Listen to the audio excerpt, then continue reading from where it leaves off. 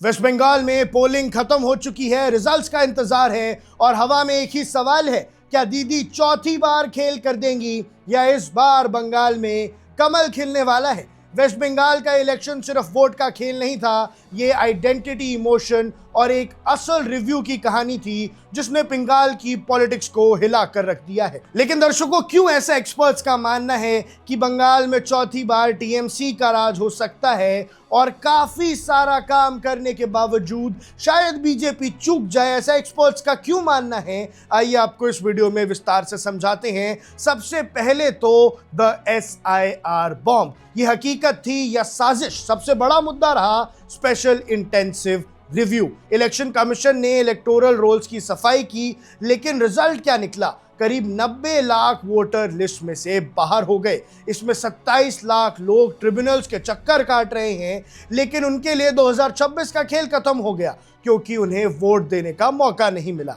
TMC इसे vote theft कह रही है, वहीं बीजेपी इसे क्लीन पॉलिटिक्स बता रही है। लेकिन ग्राउंड रियलिटी ये है कि बंगाल के लोगों में गुस्सा आ गया। वो माइग्रेंट वर्कर्स जो महाराष्ट्र और केरला से भागकर आए सिर्फ ये साबित करने कि वो घुसपैठिए नहीं हैं, उनका गुस्सा एंटी इनकम्बेंसी से ज्यादा एंटी SIR वेव बन चुका है। अब दर्शकों, ये गुस्सा ममता बनर्जी के प्रोटेक्टर वाले इमेज को और ज्यादा स्ट्रॉन्ग कर सकता है। इसके अलावा दर्शकों, बंगलार एतिजिया वर्सेस आउटसाइडर्स, दीदी ने एक बार फिर वही पुराना लेकिन असरदार कार्ड खेला था, बंगाली प्राइड का। उनके कैंपेन का केंद्र ही था कि Bengalis are in danger. BJP ने काउंटर करने की पूरी कोशिश की थी। मैनिफेस्टो का नाम भी रखा था संकल्प पत्र। जय श्री राम की जगह जय मां दुर्गा और जय मां काली के नारे लगाए थे और पीएम मोदी गंगे पर शॉल लपेटकर बिल्कुल एक भद्र लोग दिखने की कोशिश भी कर रहे थे।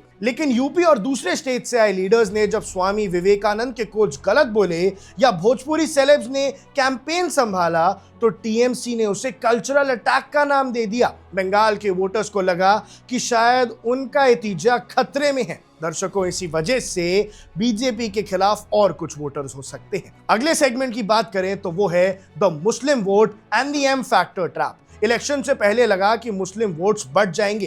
हुमायूं कबीर और उनकी पार्टी अजूब ने बाबरी मस्जिद का रेप्लिका बनाने की बात की। फाउंडेशन स्टोन रखा गया 6 दिसंबर 2025 को, वही तारीख जो इतिहास में जख्म की तरह है। लेकिन एक वायरल वीडियो ने पूरा गेम बदल दिया। हुमायूं कबीर उसमें कथित तौर पर कह रहे थे कि ये सब बीजेपी को फायदा पहुंचाने के लिए एक ड्रामा है। बस वहीं से वोटर्स का जो भरोसा है वो उठ गया और पोलराइजिंग टैक्टिक्स बैकफायर कर गई। दर्शकों, इसके बाद आते हैं एंटी इनकम्बेंसी और कैश बेनिफिट्स पे। स्टेट में बेरोजगारी है, ट्रेन्स में भीड़ है, यूथ परेशान है, पर क्या ये गुस्सा बीजेपी के फेवर में जाएगा? बीजेपी ने प्रॉमिस किया है कि 3000 मंथली अलाउंस और 10 मिलियन जॉब्स देंगे। वहीं दीदी की लक्ष्मी भंडार स्कीम पहले से ही ग्राउंड पर हिट है।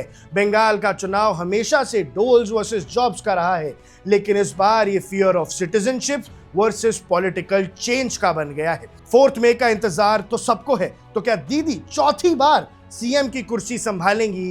एनालिस्ट का कहना है कि अगर SIR वेव एंटी इनकम्बेंसी से बड़ी निकली तो ममता बनर्जी को रोकना मुश्किल हो जाएगा। लेकिन अगर बीजेपी का बूथ मैनेजमेंट और चेंज का नारा साइलेंट वोटर्स तक पहुंच गया तो इतिहास बदल सकता है। लेकिन हाल फिलहाल जो माहौल लग रहा है वो लग रहा है कि कहीं टीएमसी बाजी मार तो नहीं जाएगी। आपको क्या लगता है? आपकी क्या राय है? हमें कमेंट सेक्शन में जरूर बताइएगा। आप देख रहे हैं वन इंडिया, मैं हूं आकर्ष Kaushik. Subscribe to One India and never miss an update. Download the One India app now.